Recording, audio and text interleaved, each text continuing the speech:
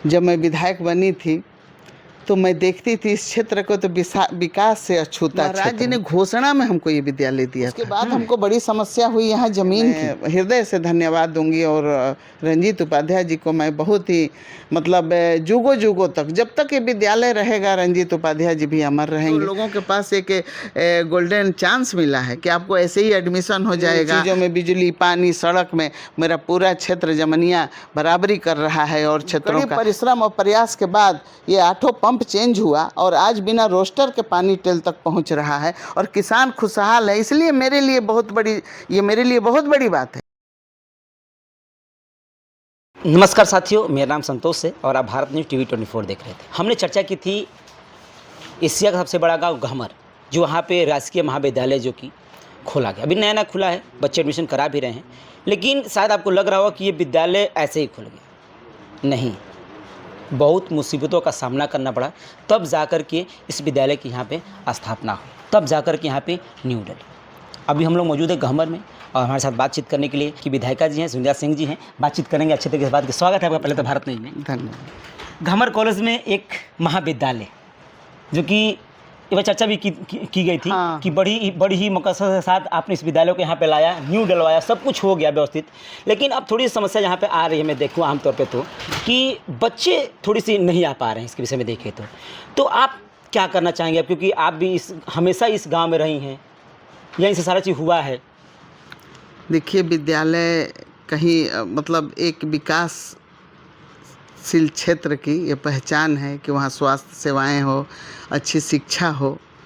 और आपने जैसा कि जानते भी हैं कि ये चौथा इस ज़िले का डिग्री कॉलेज है, राजकीय डिग्री कॉलेज। जब मैं विधायक बनी थी तो मैं देखती थी इस क्षेत्र को तो विकास से अछूता क्षेत्र, न स्वास्थ्य की सेवाएं, न यहाँ शिक्षा की। तो महाराज जी से मेरी बात हुई, मुख्यमंत्री जी से, कि हम लोग बहुत पीछे हैं और स्वास्थ्य और शिक्षा में हम लोग बहुत पीछे हैं। जब तक एक विकास हमारे अपने भविष्य को उज्जवल करना है तो शिक्षा में हमको प्रवेश करना होगा। महाराज जी ने घोषणा में हमको ये विद्यालय दिया था। एक मुख्यमंत्री का घोषणा होता है, मुख्यमंत्री जिसको चाहे, जिस क्षेत्र में चाहे, उसमें कोई नियम कानून नहीं होता है, घोषणा में विद्यालय दे देते हैं। और महाराज जी ने घोषणा में दिया और कहा कि आप महिला हैं तो आपको महिला दिया जा रहा है। हमने कहा कि महाराज जी, मैं एक निवेदन और करूंगी कि आप हमको डिग्री कॉलेज दे दीजिए, को एजुकेशन हो, सब बच्चे पढ़ें उसमें, क्योंकि एक पर्टिकुलरली एक महिला का मतलब इतना संख्या जुटा पाना मुश्किल होता है। तो कोई दिक्कत नहीं है, यहाँ विद्यालय खुलेगा तो दोनों बच्चे पढ़ेंगे, इसमें डिसिप्लिन भी रहेगा। तो महाराज जी ने दिया। उसके बाद हमको बड़ी समस्या हुई यहाँ ज़मीन की। ज़मीन क्योंकि हम लोग को उपलब्ध कराना तो मिल गया। हाँ, महाराज जी ने आपको वो विद्यालय दे देखिए, आप लीजिए, आपके विद्यालय में सौंप दिया हूँ। लेकिन अब जमीन तो आपको ढूंढना था। जमीन हमको नहीं ढूंढना था, जमीन सरकारी महकमे को ढूंढना था। मैंने वहाँ से आया सूचना कि आप ज़मीन ढूंढिए पूरे जमनिया क्षेत्र में, लेकिन 5 बीघा ज़मीन कहीं नहीं मिला इकट्ठा। ये मुसीबत हो गया, अब ये विद्यालय जाने को हो गया। मैं एकदम परेशान थी कि भाई डीएम के बार बार दबाव आ रहा था कि ज़मीन मैडम नहीं मिलेगा, लेखपाल को हम लोग कह रहे थे नहीं मिलेगा तो ये वापस चला जाएगा। कुछ एक समय होता है, समय सीमा में नहीं मिला तो फिर हम लोग ऐसे ही चर्चा कर रहे थे। मैं हृदय से धन्यवाद दूंगी और रंजीत उपाध्याय जी को मैं बहुत ही मतलब जुगों जुगों तक, जब तक ये विद्यालय रहेगा रंजीत उपाध्याय जी भी अमर रहेंगे। उन तक मेरी बात पहुंची और उनसे मेरी चर्चा हुई। उन्होंने कहा मैं ज़मीन दूंगी। उसके बाद मैं 1 महीना के अंदर हम लोग रजिस्ट्री करा के, कोरोना काल में उनको किसी तरह यहाँ लाया गया तहसील पे, रजिस्ट्री करा के और दाखिल खारिज करा के हम लोगों ने रिपोर्ट भेज दिया और ये विद्यालय सेंशन होके आ गया। बड़ी खुशी हुई कि भाई हमारे भी क्षेत्र में एक शिक्षा का वो जगह खुल भी गया, बन भी गया। और देख के लगता भी है कि यहाँ आने वाले टाइम में बहुत ही विकास की गति तेज होगी। और ये पिछले साल से चल रहा है और इसमें कहीं डाउट नहीं है कि इसमें बच्चों की इतनी भीड़ होगी, ये पूरे क्षेत्र के बच्चे इसमें पढ़ेंगे, उनका भविष्य उज्जवल होगा। सरकारी विद्यालय आप जानते ही हैं, सरकारी विद्यालय में पढ़ने का क्या महत्व है। हायर एजुकेशन में आदमी कहाँ कहाँ जाता है पढ़ने, या आपके मतलब यहाँ मतलब जाने आने की सुविधा, यहाँ के बच्चे चाहें तो बहुत कुछ कर सकते हैं। और अभी इस बार आयोग से टीचर भी आ गए, प्रिंसिपल साहब भी आ गए यहाँ, और प्रॉपरली पढ़ाई यहाँ शुरू हो गया है, एडमिशन शुरू हो गया है। अब कहीं भी नया चीज़ खुलता है, कोई बच्चों की दिक्कत नहीं है, नया चीज़ कहीं खुलता है तो थोड़ी समस्या आती है, लोगों तक बात पहुंचते पहुंचते सब लोग लगे हुए हैं, सब लोग जागरूक हैं, सोशल मीडिया के द्वारा चाहे जैसे भी लगे हुए हैं कि हमारे में ज़्यादा से ज़्यादा बच्चे आ जाएं। जानकारी बस क्षेत्र के लोगों को कि नहीं, हमारे भी गवर्नमेंट कॉलेज में एक ऐसा विद्यालय आया है, गवर्नमेंट कॉलेज, कि आपको दूर नहीं जाना पड़ेगा, गाजीपुर नहीं जाना पड़ेगा, बनारस नहीं जाना पड़ेगा, लखनऊ नहीं जाना पड़ेगा, आप अपने घर रह करके और सारी सुविधा और पढ़ाइयाँ कर सकते हैं। बिल्कुल बिल्कुल, और ये होगा, देखिए बहुत दिन दूर नहीं है, अभी तो पिछले साल खुला है तो आर्ट्स था, अब कला का केवल विषय था, अब इस बार साइंस और कॉमर्स भी आ गया।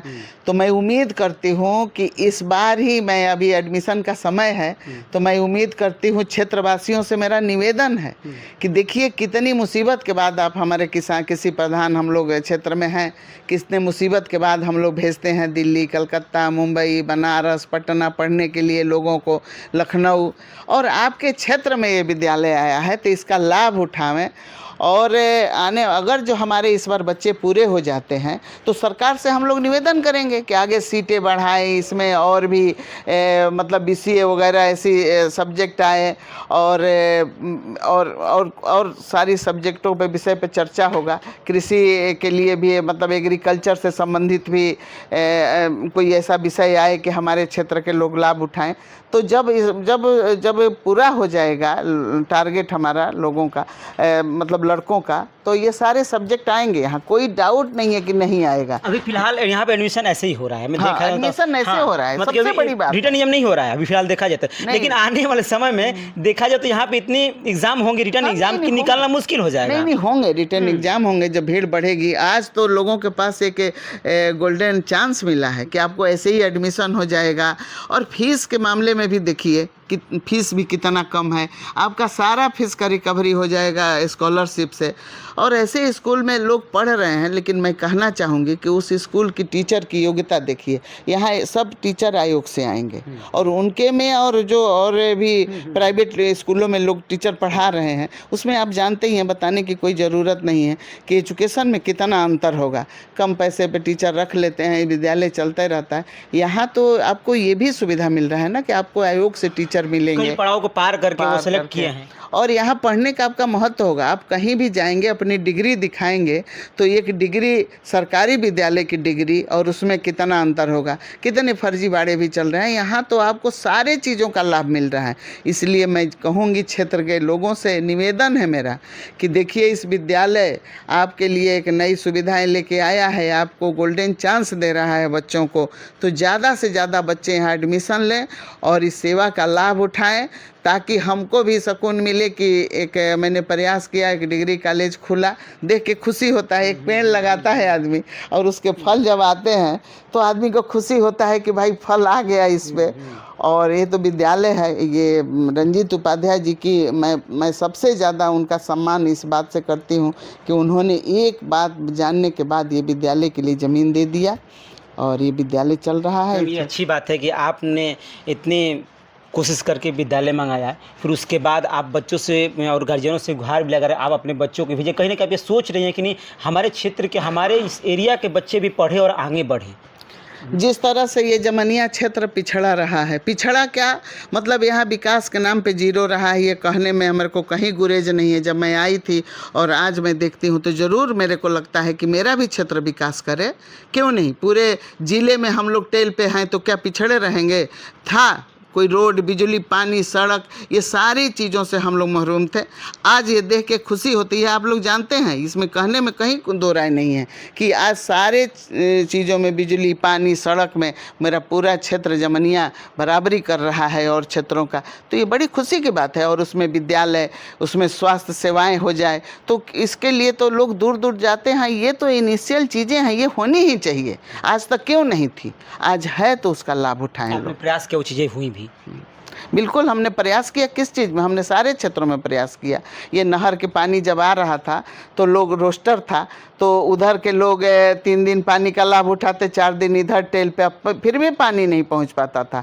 आज मैंने प्रयास किया और बड़े प्रयासों के बाद, ऐसे कुछ नहीं है, आप अपने क्षेत्र के लिए MP MLA बनते हैं और प्रयास नहीं करते हैं तो कोई वहाँ बैठा नहीं है कि आपके क्षेत्र में चीज़ें भेजेगा। आपको कहना पड़ता है कि हमारे क्षेत्र में क्या है, आपको लड़ना पड़ता है।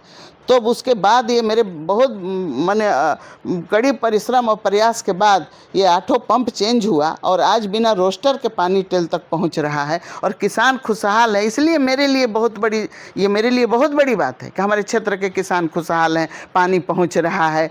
ये बहुत मतलब एक जिम्मेवारी आपको कोई देता है क्षेत्र में और उस जिम्मेवारी का आप निर्वहन करते हैं, ये सबसे बड़ी बात है। और आप लोगों ने जिम्मेवारी दिया क्षेत्र के लोगों ने, और मैं इससे अपने को संतुष्ट समझती हूँ, क्योंकि अपनी आत्मा ही आपको बताती है कि आपने क्या किया है और क्या नहीं किया है।